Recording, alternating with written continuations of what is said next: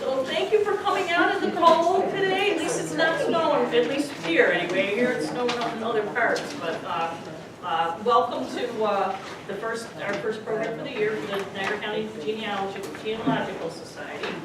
I am Shelley Richards. I am a member of the board of directors and have been doing my own genealogy since 1999. How's that see? That's how many years now? Almost 20 years. So I started just like you. That's the one thing you gotta remember as you're getting going on this. You gotta start somewhere, and everybody starts in a different place, and everybody starts with kind of just a little bit of knowledge, and then it grows over time. So I wasn't born with this knowledge. I worked hard, to get the knowledge. And one of our things of our society is that we want to share it with other people as much as we know. And I got to tell you, it's a never-ending thing. You learn something every day when you're studying your family. So just kind of want to start that as a prelude. I would also like to introduce the other board members real quickly. We have Cindy Ribick, Sandy Chapman, Cindy Waters, Carol DePiro, Dawn Henning, and Jeanette Shalita. And you know what? There's a lot of expertise in this room. So as we go through today, we're going to try to all kind of, add. Anybody can add to what it is we're going to be talking about.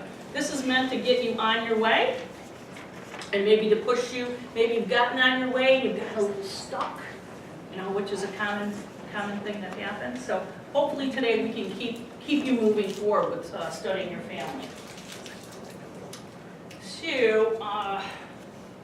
So this is basically what we're going to cover today. Why genealogy? And that's kind of an important question you have to ask yourself, like, why am I doing this, right? Because that really gets to the motivation behind what's keep you going. How to begin, some really good first steps, how to kind of take that first step and get moving or keep moving. Some stuff about terminology, basics, a little discussion about the kinds of records you want to look at and the kind of forms maybe you can use to help keep yourself organized, which is really important. We all know that. A little bit on genealogy software. There's lots of options out there, and there's still the good old paper and pencil routine, which is a good thing. And then just some basic ideas of where you can learn more. You don't have to wait for a class. There's so much information out there, and we wanted to share a few places where you can, find more information to keep going. So let me ask you, why are you doing this? Who wants to share why, the main reason they're doing this genealogy thing? Don't all jump at once. I started when I was in anthropology class back in 1990. Really? Just got a piece of paper doing a family tree and found out nobody knew anything about it. Nobody knew who's mom, who's dad, what they were. Yeah. So that was the first step for me. So then I started asking the questions. And Yeah. just kind of went down the rabbit hole. Isn't that a real I've been looking eye-opener? for my grandmother's father since about 1990. I've been trying to find him, and I've got 2 records. So your great-grand.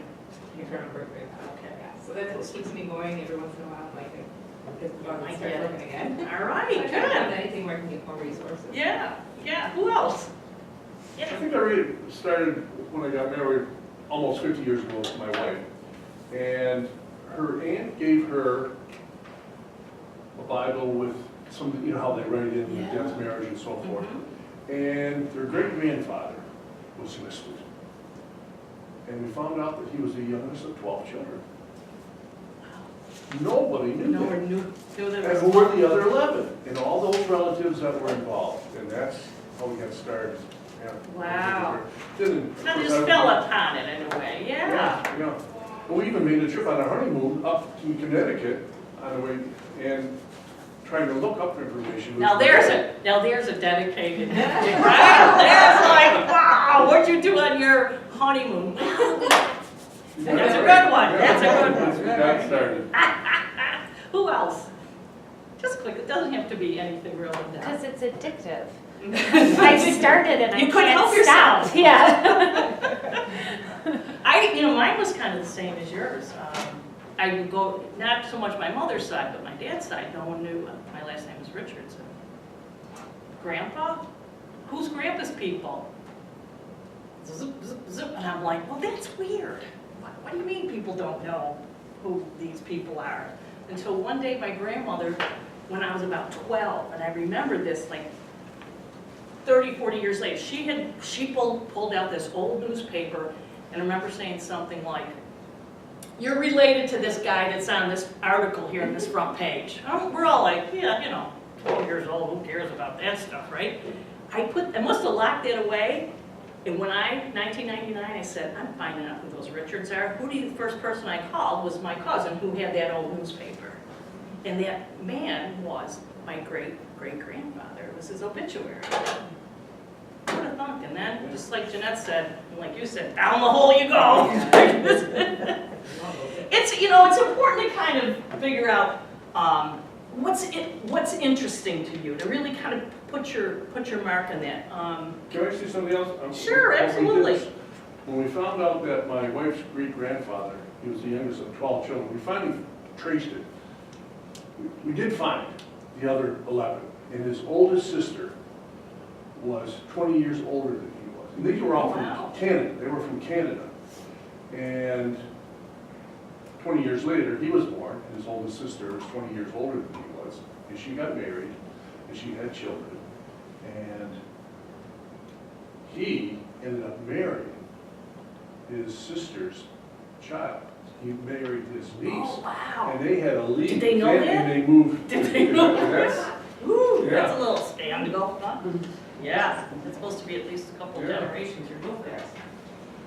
So this is just kind of a summary. You know, again, just as I said, you have to kind of have in your heart why you're doing this, because that's going to keep you going. Because, you know, this is not something you solve like in a month or a few months or a year. So curiosity about you. Provide your children with some kind of legacy information. Sometimes it's, you know, I want to give my children the gift of who are you from? Preserve the ethnic traditions, preserve your family practices, just things that happen in your family. Sometimes I know a lot of people have started because they want to find their medical history, and they've done a lot of adoptive, you know, family members especially. This is, you know, some kind of motivating factor. I want to know what I'm dealing with in terms of my past that I don't really know too much about. And we are going to have a program like that. Is it April or May? Next month. Adoption? May is adoption. May, right, all right. Some people have gone far enough that they want to go to their lineage societies, meaning, you know, Daughters of the American Revolution, they want to prove that they go back to the Mayflower. Some people want to publish a book, write the family story, and to do that you got to know all the details. So lots of reasons, and discover facts that others have overlooked and solve the puzzles. There's some kind of puzzle you want to solve. Okay.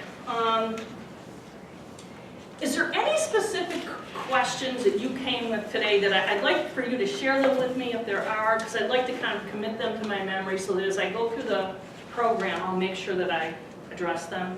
Any specific questions, challenges that you're... And just one, when you're trying to document where the information came from, how detailed does that have to be? Okay, all right, Yeah, that's good nice. question. We'll deal with that. And kind of feedbacks on him, I use Family Tree Maker, and when you're citing the source of reference to different, I want to start over because it's not clean the way it's been sourced, so I want to source all the information. Okay, all right, good. A lot of people with that. Anything else? Any specifics? No?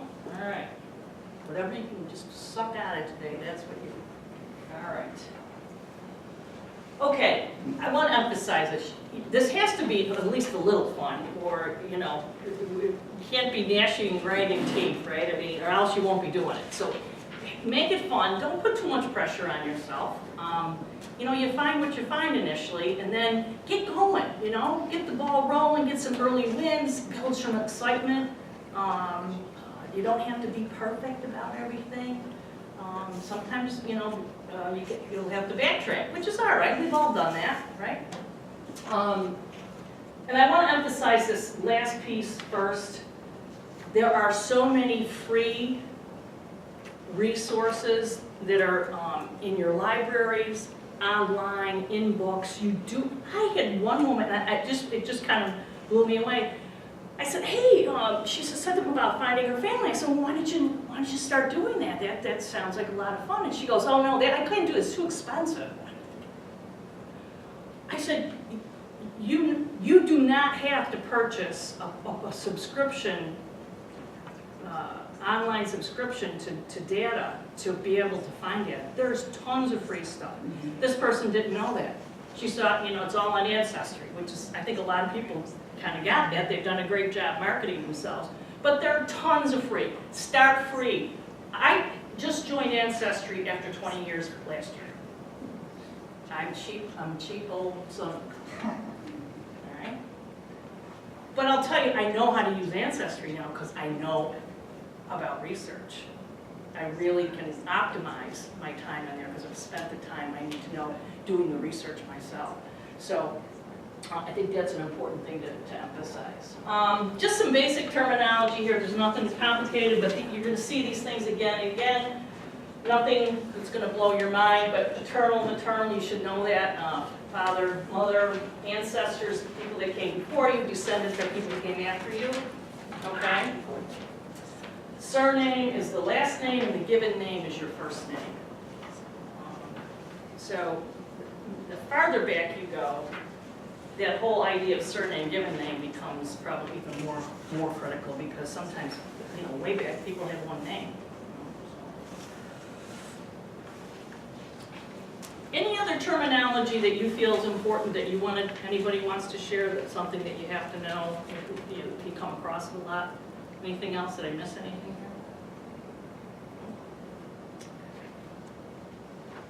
Okay, sources. This is important. Primary sources, secondary sources. This kind of gets back to, citing information and so forth. But primary sources is a burden of proof that what you have found is real. It's really based mostly at primary resources. Typically three resources are for one piece of information is kind of the gold standard, right? So that you can say, this said it, that how old he was, this said how old he was, and this said how old he was. I've got three pieces of information that really say pretty much the same thing. These were created at or around the time an event occurred typically by a person who had the right or the privilege to give that information. So for example, a birth record is signed by the registrar of births for a particular town. That's what their job is. That is their job to do that. So that's a primary. Baptismal records, they come from churches. The priest or the rector, does that at the time of the baptism, puts it in their archives, and he or she now signs off on that. Marriage records, same thing. Done by typically two types of marriage records. Typically, there's a license that you get, and that's typically by a governmental entity. And then there's often a marriage in a church record. So there's often two types of records you can get there. Naturalization records. They are held in the city, typically, where the person not petitioned, but got their final order of that they're now a citizen. There's a petition, and that's typically from the city where they originally petitioned. So I'll give you an example. Michael Flynn, my great-great-grandfather, he petitioned for his to get his citizenship in Albany. But when the final papers came, he was here in Lockport. So you've got to know that. So you can find them. You often find out like where they started their citizenship travels is not necessarily where it ended, because there was a 7 years 7 years from your petition, the time you could get your citizenship was the earliest. It's like a waiting period. A waiting period, absolutely. So, something important to know. Should you depend upon, I remember reading some of these census reports where it says naturalized and they had marked it yes. Should you go beyond that? You should- Oh, absolutely, yeah. Alright. That's a good clue, right? That's a good clue. And again, when they go on the census, you have to understand it's from somebody's memory. Yeah. And a lot of times the memory's foggy for people. It's a good clue, and that's how you have to take that information, right? So it's a start. You got kind of a start, yeah. Well, when I went on the census, my grandmother, where it said naturalization, it said no. And then it said I could get more records from someplace, I don't know, in Kansas or someplace. But it was closed because of the government shutdown. Now, I don't know what that meant. Are you sure it was no and not NA as in naturalized? I'm not, well, it Because didn't, it would it have. referred me to this other place. You're saying the mark Yes. was the mark NA. If it was It's- NA, sometimes can refer to naturalized. Yeah, 'cause Some- they usually don't Not to like be no. confused with NO, no. Well, Yeah. I don't know why it referred me then to the other place. Right. Record probably. Yeah, yeah. But naturalization, does that mean if you're born here, you're naturalized, right? Or is it if you come here from another country? That is correct, yes. And I think she was born here, so maybe, Yeah. maybe that's right. Yeah. Sometimes it's hard for me to read. Yeah, well, there's another challenge, reading the handwriting of But the she's the only enumerators. one I found that Maybe they NA is referred not me. applicable. Right, I mean, you have to kind of read the terminology for that particular record. Death records or certificates. Now, I want to caution you, now this is an interesting one. Part of that record is primary because a death certificate is signed by a doctor who certifies, yes, this is the person, yes, they're dead, this is when they died, this is the time they died, this is what they died of. There's also typically other kinds of information on a death record that will, parentage, mother, father, where were you born? Part of that record is from an informant. That part of the record is not a primary part of the record. That's a clue, it could be correct, but it's not primary source because it's me, say I'm the doctor and I'm signing a certificate, and you're the informant, you're the brother of the person who died, or sister of the person who died. And I say, now who were your, parents? And you go, I don't know, we have different parents. We have the same mother, and here's her name, but we have a different father. And I don't know who his father was. Or she could give both of them. So it's on her recollection. So that's the secondary source, it's on her recollection. She's recalling something that happened in the past. Yeah, Dawn. Yeah, I can give you an example that I got my great-grandmother's death certificate, all excited, hoping it's gonna take me back another generation. And it was, her daughter was the informant. She was probably just a teenager, and I don't know how they asked the question, but she must have thought that they were asking who her parents were. So under the parents' names, it's my great-grandmother's name under mother, that's who died, and her husband's name for father.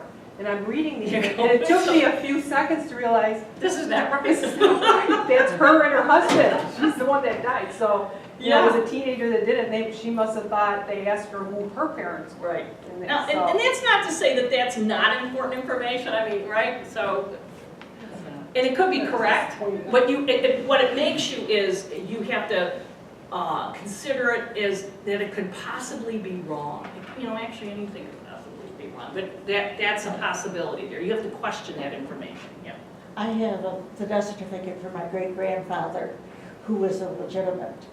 It lists his mother under her married name for her brother, and then his uncle as his father, because they tried to make it legitimate on the death certificate. There you go. Yeah, I mean, so you gotta question it. I guess that's the most important thing as a genealogist is you can't accept what you see as face value. You can be more assured of information or less assured, right? And that's what primary and secondary really gets to. On a marriage record, same thing.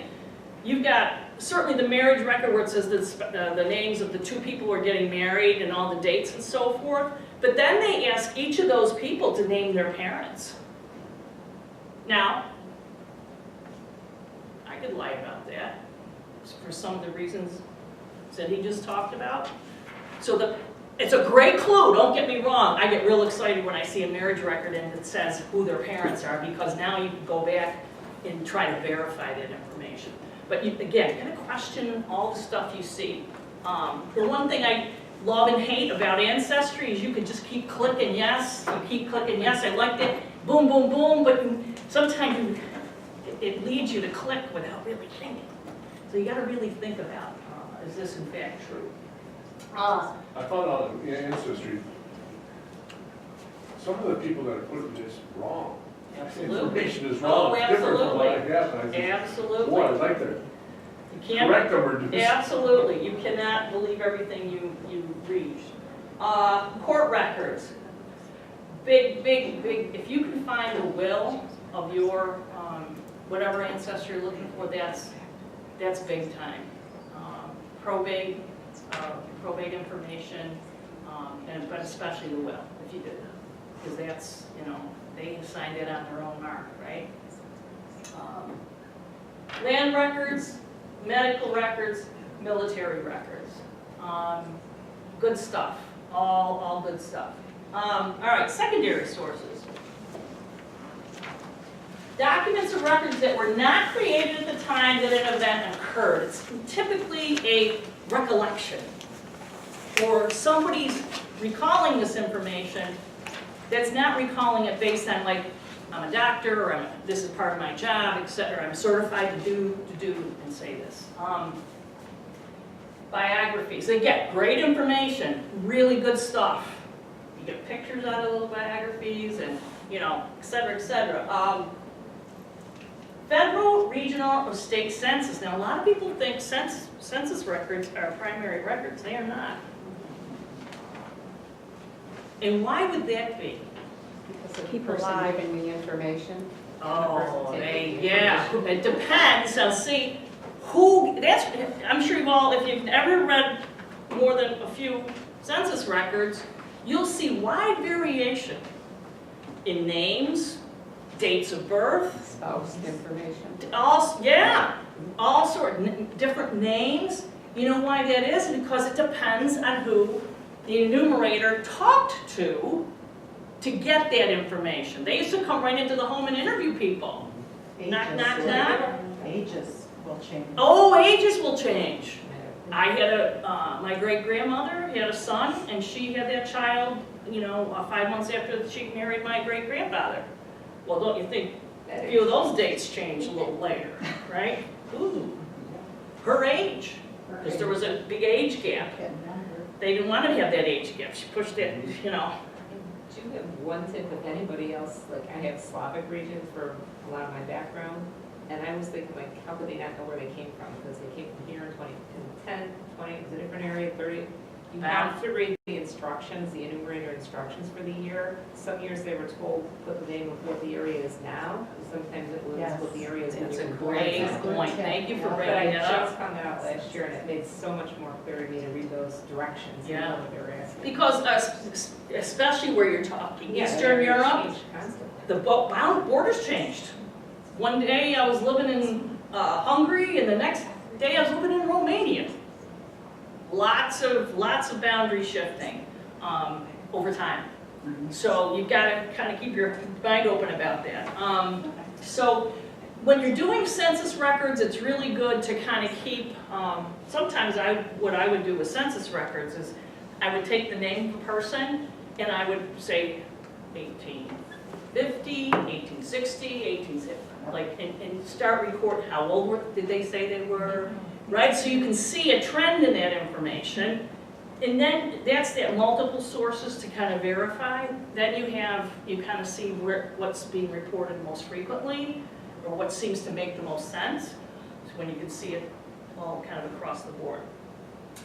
So you got census is great for really giving you an idea of family units, who was part of that family, when they came into the family, right? So, neighbors especially, especially neighbors. Who did they live by? That's kind of collateral research. Who lived next door? Sometimes you'll find a lot of relatives. Yeah, that's how you. By looking at the I didn't paper, know. right? Look at, they got the same name. And sometimes if it's a sister, obviously, they're not going to say name. But there's a tendency that there's probably a lot of relatives because they all in the same neighborhoods. Yeah. A couple things I found interesting in looking in census information. One year they asked whether the family or the residents had a radio, and then there was a column for idiot or imbecile. Yes, I saw that too. Isn't that sad? Yeah. There is, I think it's on Ancestry.com. It is free. You can go and check. They have all you can get a copy, a blank copy of the data that was collected for each census year. So if you go 17, it started 79, we'll talk about that in a minute about that, but you can get the data, and you'll see the data shifts every 10 years. There was a different data set that was collected, so it's not the same information. What's the year where they had to put the month and year of their birth? 1900? Yes. Yes. 1900 census is kind of, I always like that little jackpot, I call that a jackpot census, because they had to give that month where they were born. And again, it's not, it's a better clue, I should say. You know, rather than giving their age, they have to tell you the year they were born and the month they were born. And I will say this about ages. The younger the person is, so if you, yeah, and a 5-year-old and under, mom's not, who was typically probably home and giving a lot of this information, she's not going to forget how old Joe is, because he's under 5. But when he gets to be 20, she's going, where was he, what year was he born and how old is he? So I always kind of, one of the things I defer to in terms of when I have to do my best guess how old they are, go and find out how old they were in the youngest census that you can find. That's probably a better indication of more exacting the year they were born, because mommy's not forgetting, 5 and under, 7 and under, whatever. But when they get a lot, I don't know what year they were born, a few years ago, right? I like some of the, when the numerator puts down 7/12. Now I can go back and I look and see what date the census was. Yeah, Now I can go back and at least Absolutely. figure out what month. But you Absolutely. Directions that Yeah. most of the time it's from April 1st, even if they're doing it in July. So if they were married after April, they were That's born right, in yeah. April. If they were born, that's why those corrections Corrections were are found last year. Thanks for bringing that up. We That's a need to great. download those corrections for each census. Where do you Good find those idea. directions? Pardon me? How do you I just find- Googled it and I found it for each year and saved it. So when I'm looking at one, I pull up the directions to see what you were told to add. Newspapers, obituaries, here locally, the FultonHistory.com is so fabulous for helping you find obituaries. You've got to know how to use the search engine in that digitized online resource. But boy, I tell you, I live on that thing. FultonHistory.com. You find things you didn't think you ever knew about. Wow. Yeah. Amazing. Gee, yeah. Fancy that. Somebody got arrested for speeding. Yeah. It's amazing what they used to put in 1920. what they used to put in the newspapers. City or town directories, this is another one. A lot of people, oh, what can I learn? There used to be a lot more information in city and town directories, particularly city directories. I've learned where many members of my family, where they moved to. Because if oftentimes in a lot of these directories, if they moved out of town, it'll say, and I tracked one of my great-grandfather's eldest sister, removed to Huntington, Indiana. I'm like, holy cow, ding, ding, ding, ding. Didn't know that. Death dates. Now again, it's not a primary source for a death date, but it's probably a reasonably good approximation. The year, typically the year after they die, they'll put the died such and such, they'll give you the month, the day, and the year. Occupations, what did they do? Widows, spells their Widows, husband's lists name. their husband's name, That's in yeah, general. yeah. And then you can also find out, once, they became like working age, they would get to be in the directory. And so you could begin to see who was living. So typically in a directory you'd have, like they own it. They just say they live at, and then you'll see, you know, Mary Smith, boards at, same address. This means she lived there with her, probably her parent. Now you don't always know the relationship, so you got to actually research that because it doesn't say son of or daughter of, but you see these people are living together, and often you can find, you know, who was the family unit at that time, and that helps kind of validate sometimes the census information as well. So lots in city directories. We have at our library quite a nice collection of city directories and some town directories for Lockport. Niagara Falls has an extensive collection for Niagara Falls, I'm pretty sure. We have some Niagara Falls. We have some, We yeah. have some North Tonawanda, yeah. Personal journals, you know, I don't know what you've done to shake out, you know, what's hanging around your house or grandma's attic or Aunt Susie's basement, but do that. Sneak around. Snoop. Gee, can I go? I was doing this book for the on St. Patrick's Cemetery, and I went over to the parish office, and I go, can I go in that closet right there? And I know the parish secretary, she goes, sure. I went in, you wouldn't believe what I found. I go, do you know what these are? Have you ever seen these? Why, no, I haven't. Blueprints, they're old blueprints of renovation of part of the church. I mean, it's like, well, these should be in the fire safe, man. But interview people, talk to people, ask questions, ask people who are maybe a little older than you that are, you know, have recollections of, you know, grandparents or aunts or uncles or siblings. You know, don't be afraid to do that. County historical and encyclopedic volumes. There was a period of time where almost every county had like a history of, it was Niagara County or history of Erie County. They wrote these companies wrote these to make money. Encyclopedic volume of Niagara County. Biographical encyclopedia of Niagara County. And you'll see these for a lot of other counties too.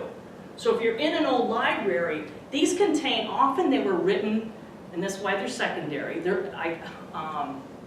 I may wrote about recalling my life, or some family member wrote it about a family member recalling their life. Again, you gotta question it, but it's some good stuff. And oftentimes there's pictures in those too, which is just like when you find a picture, like, wow, really cool. And of course the family Bible. How many of you come across family Bibles? Yeah, wow, huh? What have you noticed about those Bibles, other than you cough? It's usually on the funeral cards right there. The funeral cards, yes, of the family.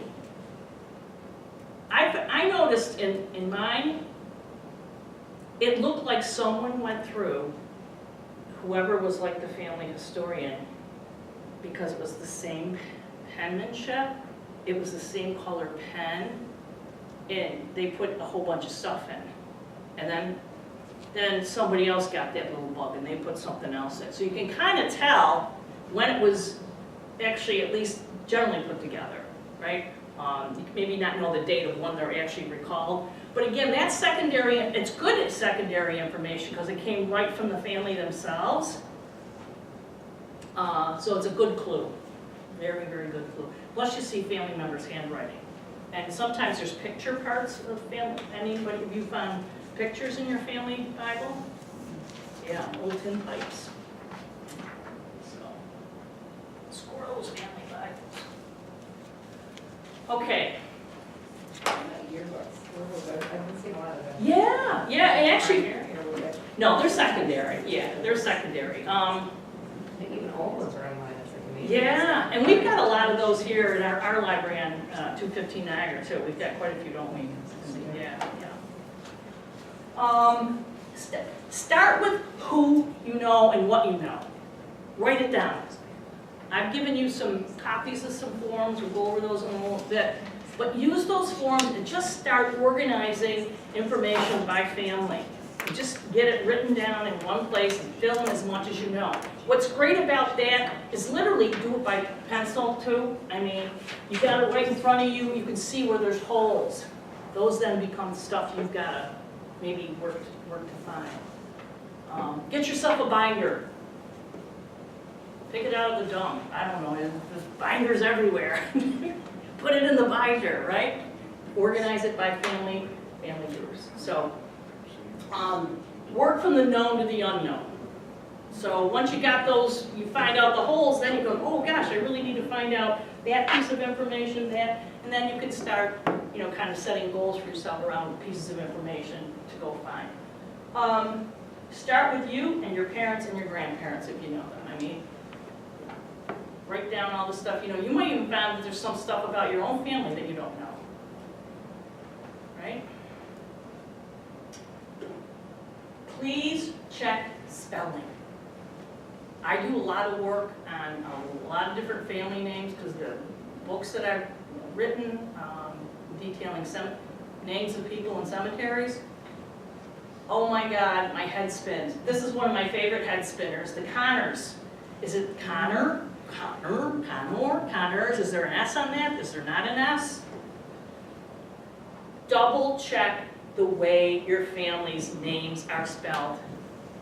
And if there's variant spellings, which sometimes there are, I'll give you an example in this community, DeFlippo.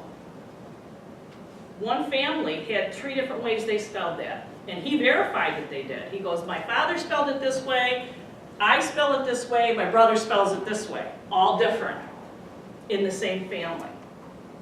So make sure that you know how it's spelled, at least in your own family, and other variations of that. Because this is a nightmare. And capitalize surnames. Why do we do that? Did you ever have those names? My name is Pat Stacy. But wait, Stacy is also what? A given name. So who are you? Are you Stacy Pat? Or are you Pat Stacy? Are you Lee Thomas? Or are you Thomas Lee? So whenever you capitalize that last name, that means that's the surname. And I can't tell you how important that is when you're trying to figure out, because a lot of people will mix those up. You think your last name is Lee, it's really Thomas. Lee was the given name. So I can't emphasize that enough. Use forms to record the information and always cite your sources. So, may the source be with you. A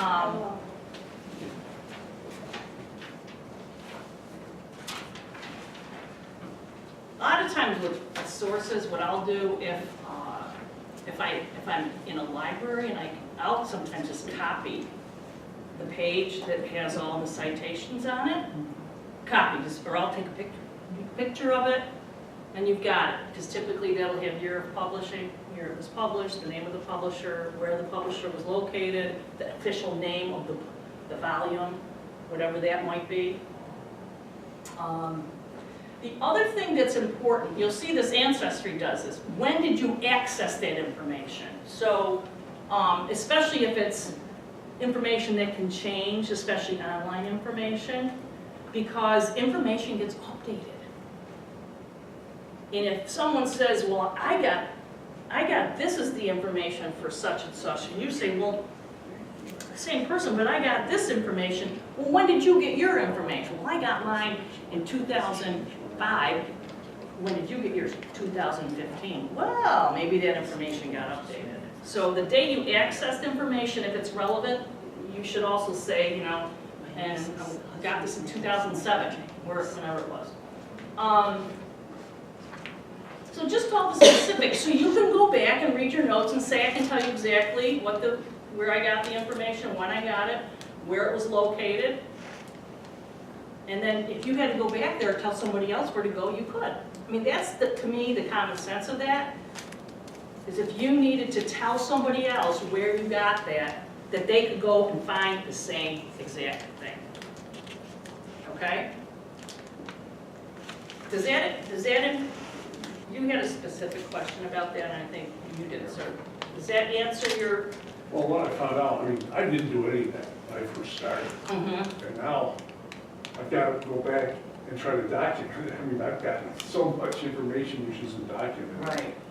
But now, Yeah, I mean, when I go on Ancestry now, what I do, one of the first things I do if I go to someone else's tree, I look at how they've sourced that information. If they have not sourced that information, I'm about it. I go, I can't trust that information. I don't know where it came from, how they got it, where they got it. Even if it was, from their own, I won't. I don't even bother going into the tree. But if I find someone who's well sourced, I can go, okay. Now, I can believe that date maybe you're telling me because they sourced it. I can go and see where they got it from. But a lot of people put stuff up there, they haven't even sourced it. I use that just as a starting point. Yeah, If I don't have absolutely. the information. Yeah, and the same thing with the LDS site, the FamilySearch.org.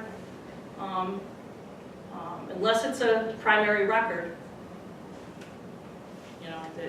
that you actually can see the record, then you got it. But, and typically a lot of those sites, they'll tell you what the resource, the citation is.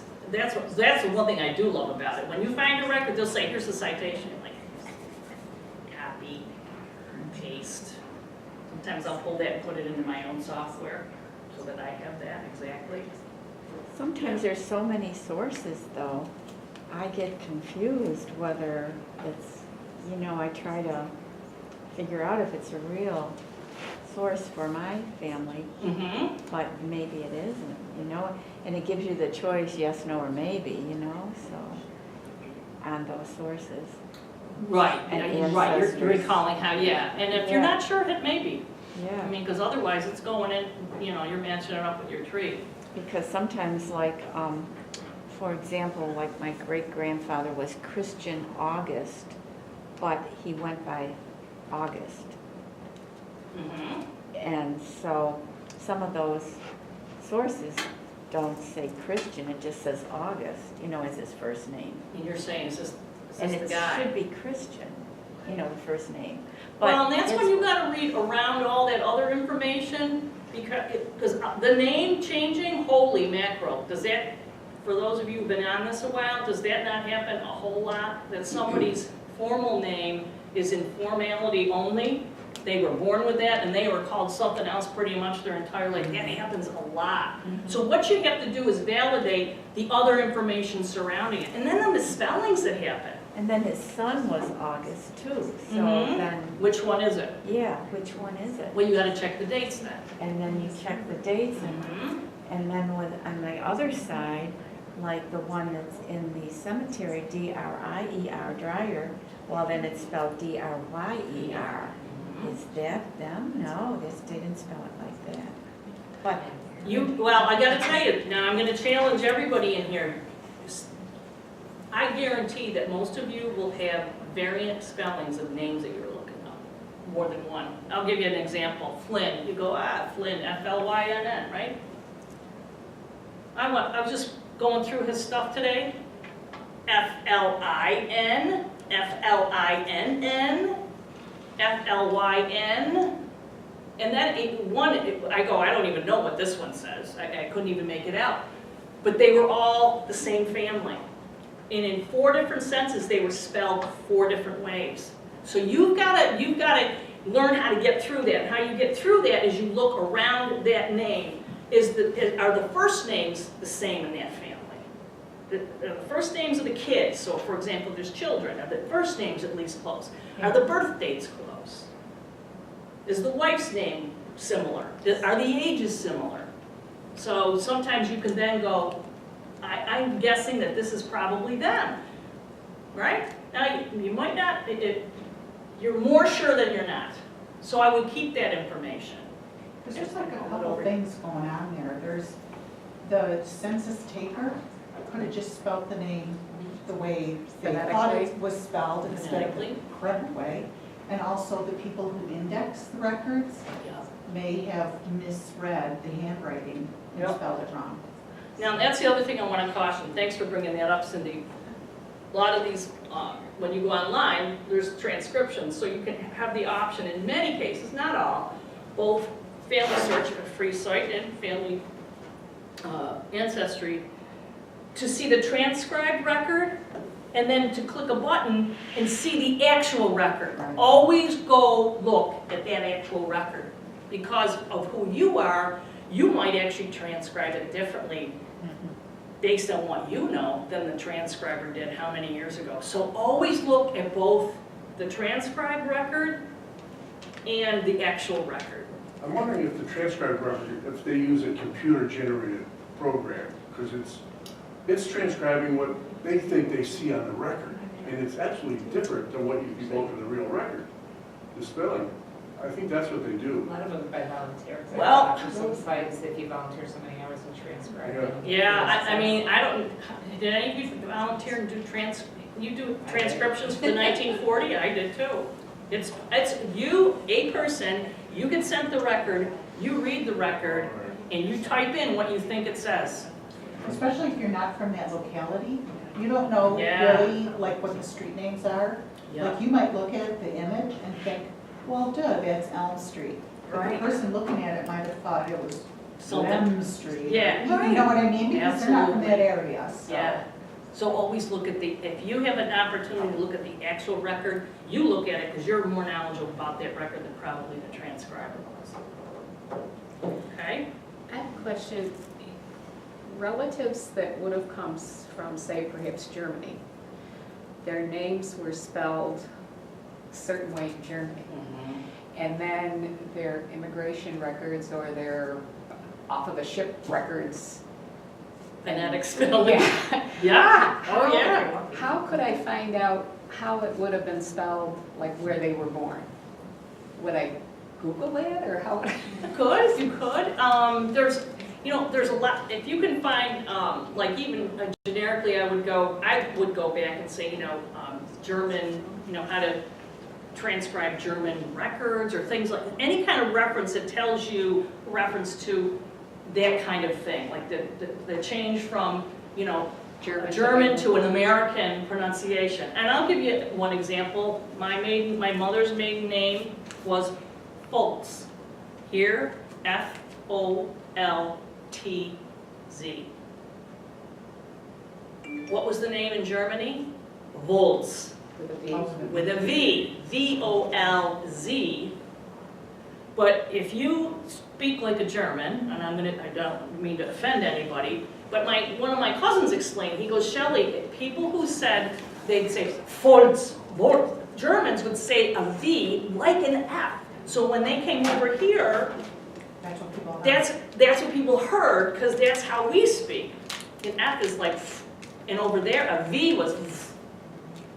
So a good resource might help you figure out some of those things. How to read German records, German variations in records. They'll give you probably all these little tips.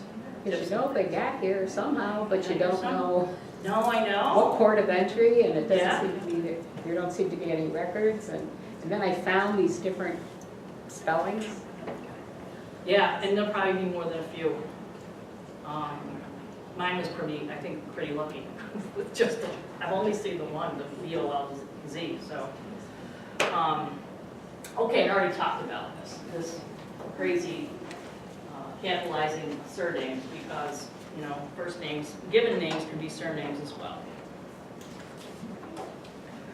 Okay, I've given you copies of these are good primary organizational tools that you get a copy of. You've got your ancestral, your family group sheet, which is the family, specific family unit, mother, father, children. Great ways to keep all that data. You go, I feel like everything's scattered. Start with that one. Put it all on, put family units on those sheets. Those are very helpful. I have one of those, I've got bunches of binders, I still have them. They are the front of like a tab. This is so-and-so's family. Next tab, this is the next family, right? So they're great ways to give you kind of an organizational structure to look at that family. There's parents, mother's maiden, mother, father, mother's maiden name, and all the kids' birth dates, death dates, locations, etc. The ancestral chart is the second one I gave you. It's this one. This I typically will put in the front of a binder for an entire family. This is the big picture. I love these because I get the quick snapshot of me, my parents, my great-grandparents, and my great-great. This is your great-great out here.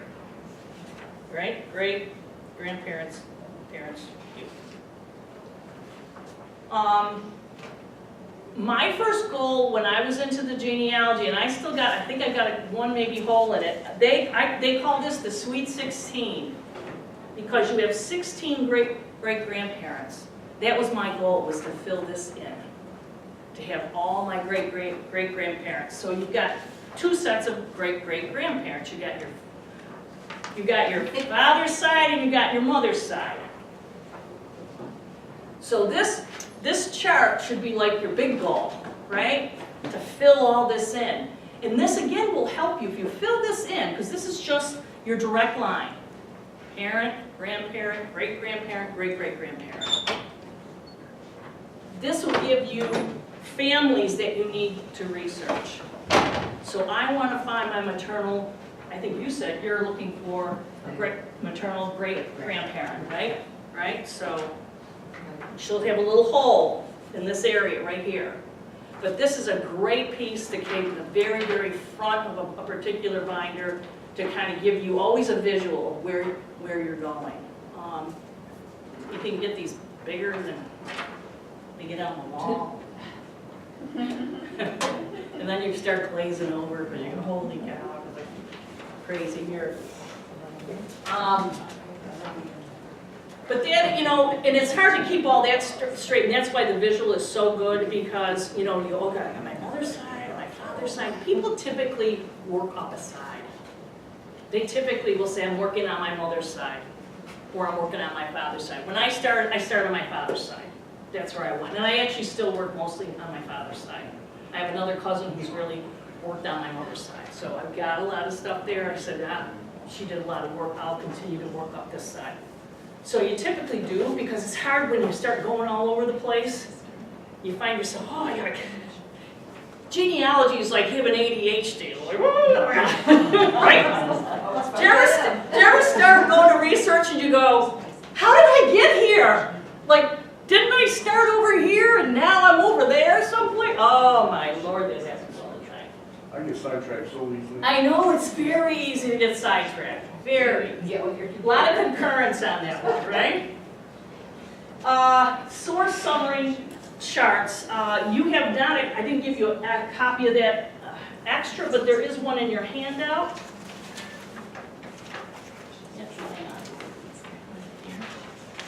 All right, there's your ancestral, you got that. This is family group record, you got that. No, I don't think I put it in. Yeah, page 34.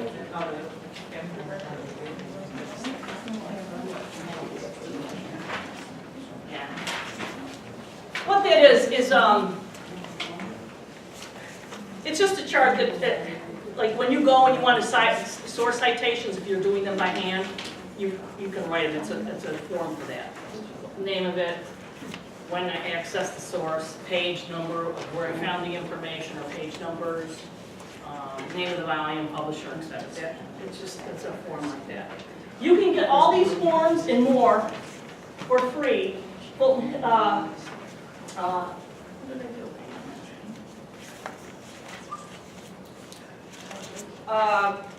do? Ancestry.com does have a free part of that site. You can go and download all these forms. So you've got access to them, and that's the actual web link.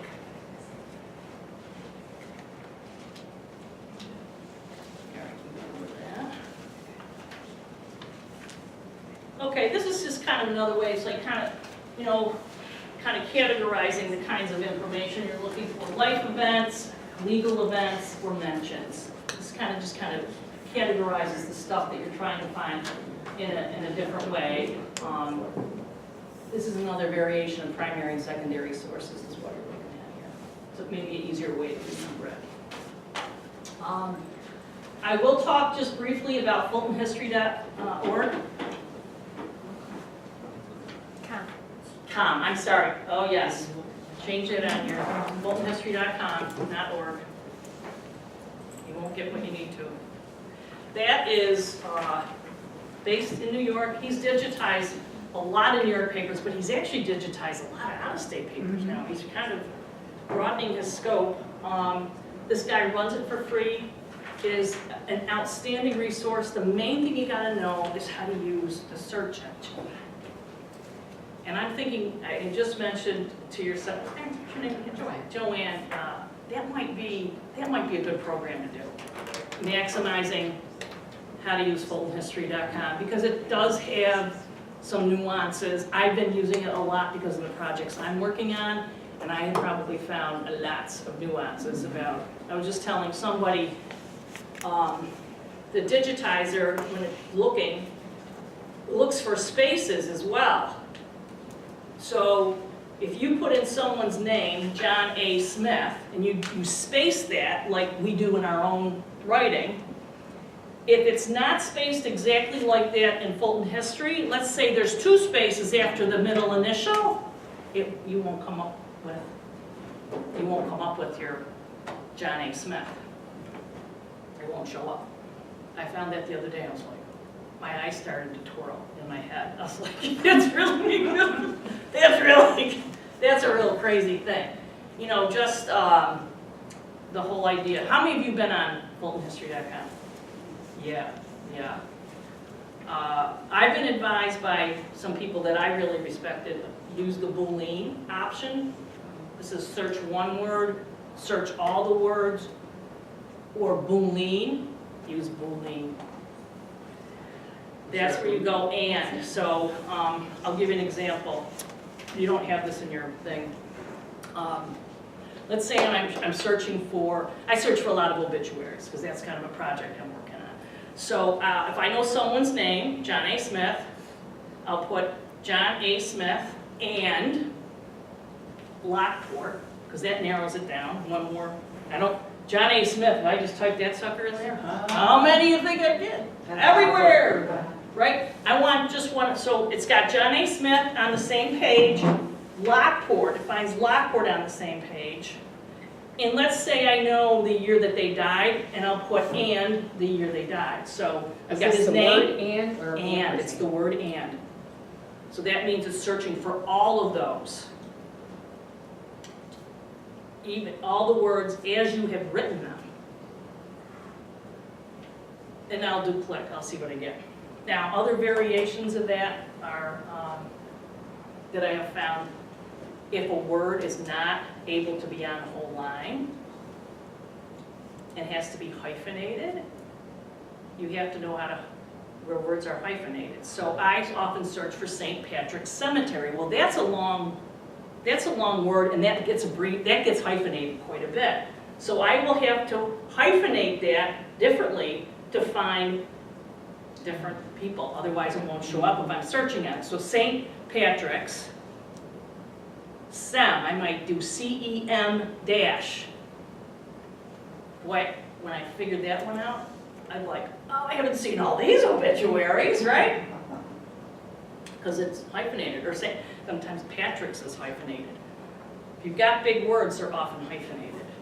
So if you're not finding something, you have to try those kinds of variations. So I'm thinking maybe we'll try to do a little seminar on that, because I think that would be helpful. I mean, I've spent lots of hours on Fulton History. It's my friend. So, Your next one. pardon me? Wild card, the asterisk. You can do the asterisk too. So let's say you don't know the middle initial, they maybe went.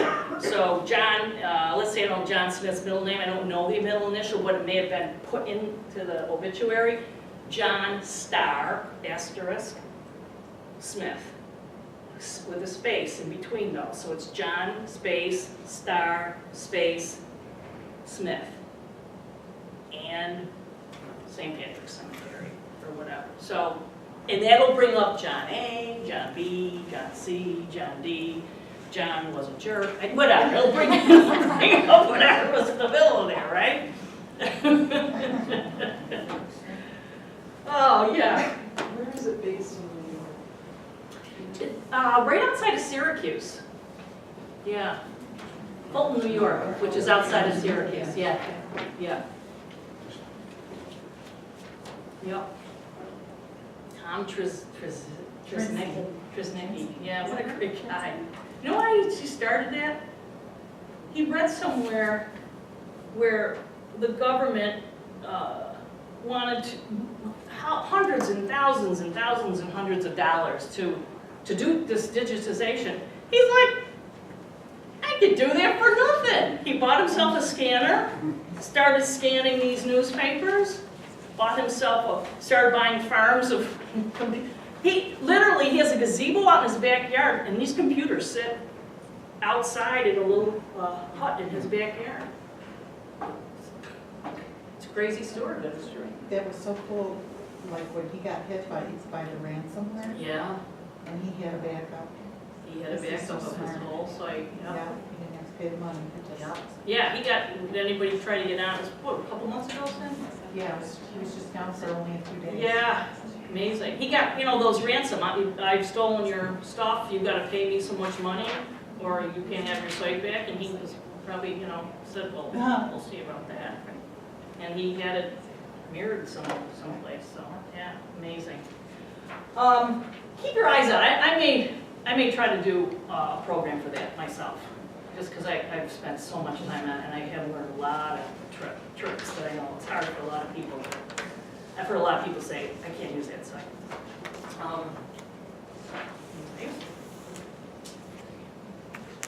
This is just an example of, like I said, every census data set is different. From 1790 till 1940. And there's always a 72-year gap until they're released. That's like confidentiality kinds of things. So the next one will be released in 2022? 22? Yes, 1950 will be released, so 1940. And our society actually did partake in the transcription of the 1940. As a society, we were encouraging people, and we all kind of chipped in. It was a lot of fun, very interesting.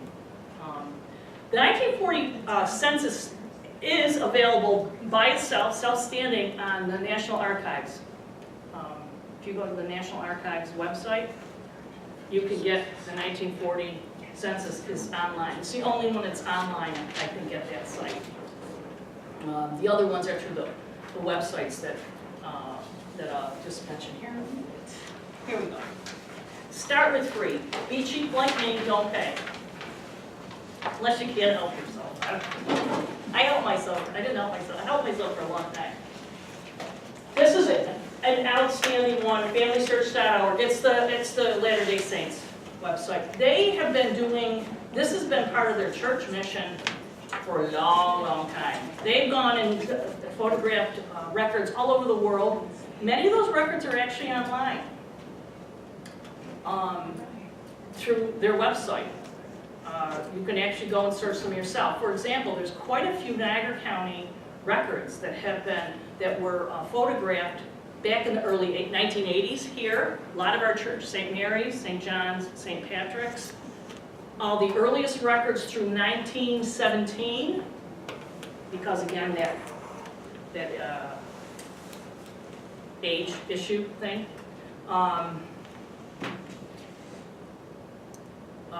You have to know how to, you get those records through the catalog. So if you hit, I think it's the search bar at the top as catalog, search, you hit that button, it'll drop down, you'll see catalog. You hit catalog, and you can search by catalog number, or you can search by location. Search by location would be, here's how you gotta write it in, and I don't know why it's so ornery that way. United States, New York, Niagara County, Lockport. will get you the church records I just mentioned to you. If you want to stop at Niagara County, stop at Niagara County, and we'll bring up all the Niagara County records that they have available for you. And I highly recommend taking that little search. There's a lot of very unique records in there that you'll want to take a look at. The church records have births, baptisms, marriages, confirmations, first communions, deaths. So, good site. Findagrave.com, that's another big one. It's a wonderful site, a wonderful site. One big caution, people think that what they have online is everything that's in that cemetery. No, partial.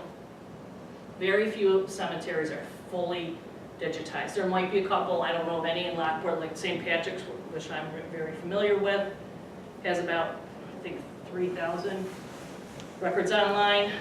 In my research, there are probably over 10,000 burials in that cemetery. So, they got about a third, which is good, but it's not all. So if you don't find a name there, you don't go, oh, they're not here. Most of those are partial lists, so you can try it, it's great. There's a lot of people out there doing genealogical acts of kindness. They might go there and look things up for you.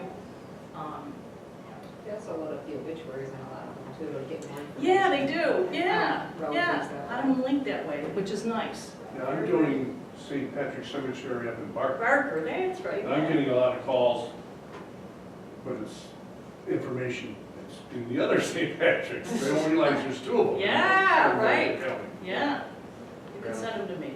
I'll send them to you. Yeah. Full history I talked about, US Gen Web project, and that's organized by county typically. There's a lot of good, so if that's a US, so that's, if you want to go to a county in Colorado, you can do that. They typically will have resources for the county. It's not exhaustive. Someone runs that site, there's usually a host. But you'll see a lot of resources that maybe you won't see elsewhere for whatever county you're looking for. Roots Web. I haven't been on Roots. Who's been on Roots Web lately? Yeah. That was a while ago, but I haven't been back. Yeah, I haven't been on it in a while. Kind of the same thing. It used to be US Gen Web and Roots Web. I think they used to be actually commingled. But Didn't Ancestry buy Roots Web? they may have. Yeah, they may have. A lot of these things are getting, I don't know, Like they're everything getting else. tangled. Yeah, they're getting tangled. Shelley, I think the US Gen Web's been down too Have they been down? lately, yeah. To check it out. Roots Web, I know that there's a lot of communication that goes on Roots Web, now that I'm thinking back. And actually, that's how I found actually a lot of my relatives nationally through Roots Web. We were all dropping little, looking for, it's like a, communication system, and I think it is also operated by county, and then also by surname. So if you're searching a particular surname, searching for Richards, out of Ohio, these are the dates. And people will go, oh, that looks like my people. So it's a good communication tool. It's not just resources, you can connect with people through their messaging system. Digitized family history, the family history library. We've got a site, an actual physical site here that's attached to the Latter-day Saints. It's right up on Maple Road. They're attached, they're connected with the Latter-day Saints Church out in, Utah, and, I think Lewiston too. Lewiston, wasn't it? Yeah. Yes, Lewiston has, who's we got? Really? Gosh. the public library. the public The library public library, okay. is connected up with. Nice, I didn't know that. Yeah, and actually, the Lewiston, she's really good there. Is that Michelle? Yeah. Yeah, she's excellent. Michelle Kratz at the Lewiston Public. They've got a nice genealogy section there as well. As well as we do. 215 Niagara Street, we have a library. We got about 2,000 volumes in the library. We just kind of redid everything. It looks nice and organized. Got lots of stuff that's mostly Niagara County specific, but also statewide, you know, towns, the towns of Niagara County, and then nearby counties as well, and some kind of stuff going back to New England era. But we're open Thursday, Friday, and Saturday, 1 to 4:45. And there's a librarian on duty to help you. Cindy's one of them. I do my little tour on there occasionally. Third. From what is it, I'm sorry, what other times, 1 to? 1 to 4:45, Thursday, Friday, and Saturday. Holidays, you know, call. It's around a holiday, you better call. Bad weather, you can call. We're pretty consistent.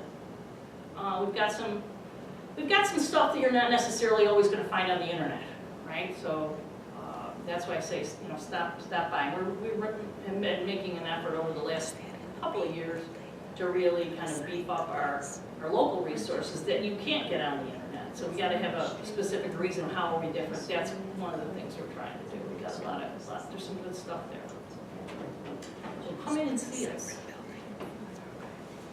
Software, how many use software? We'll run through this quick, yeah? What do you use, John? Family Tree Maker. Family tree maker. Family Tree Maker. Family Tree. Yeah, family tree, ancestry.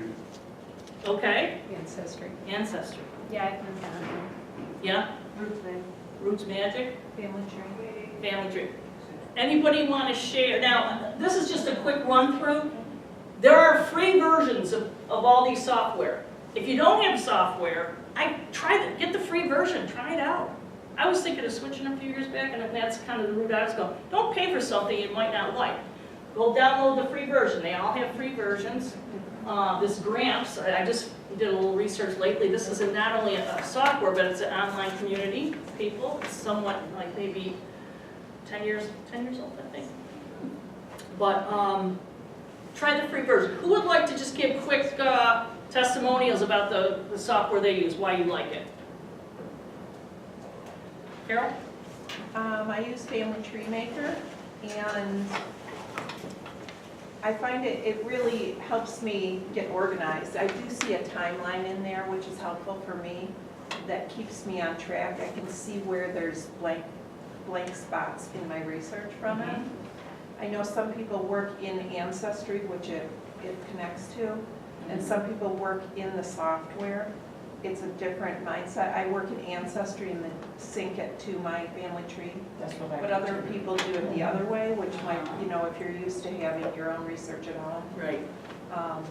But I really like it. It's easy to use. It's colored now that you can do color coding in there, and Great. yeah, I enjoy it. How about anybody else want to share their testimonials or whatever they use? I use the same thing as the ancestry and color coding. I do like occasionally buy a month or a year at a time just to get research, but what I didn't realize the first time is that if you don't download it to your computer when you don't have your subscription, you can't actually see the documents that you've sourced. They're not yours, they're just. Yeah. Right. So right. I've gotten in the habit of I have a OneDrive where I download every document that I'm attaching to my tree so that whether I'm paid or not, if I want to look at that source. Yeah, I can- right. Yeah, that's a good point. I like I have a very, very old version of Family Tree, again, because I'm cheap. Which I love. One of the things, and they probably all have this, but one of the things you can do, it takes everybody that's in your tree. So let's say you've got 5,000 names. You can print out a report that says, how am I related to this person? I love that. Second cousin, twice removed. You know, it's like, I did that as a prize when we're family reunions. Whoever won that prize got the report for them, so the whole family. oh, nice. But that's, you know, because a lot of, like, who are these people to me? You just give them this nice little report. I think that's. And what's really cool about that is you can also change, because it goes by whoever the home person is in the tree. So if I change the home person to my grandfather, then I can go and see all His relatives. his relations. Yes. How it's related to double check my own research. Yeah, that's good. Yeah, excellent point. Yeah, so because a lot of people go, what's this whole like degree of like, how do I know second or third, or what's this removal thing?